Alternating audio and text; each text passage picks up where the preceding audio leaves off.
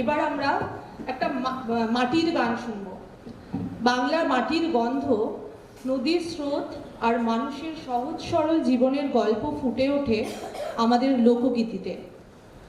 এই গানগুলো শুধু বিনোদন নয়, আমাদের সংস্কৃতির ও ঐতিহ্যের অমূল্য সম্পদ। এবার শুনতে চলেছি বাংলার সেই লোকসঙ্গীতের এক সুন্দর পরিবেশনা। শ্রীমতী দোলা বলকে আমি মঞ্চে ডেকে নিতে চাই। একটু হাততালি দিয়ে আমি দোলাদিকে ওয়েলকাম করছি মঞ্চে।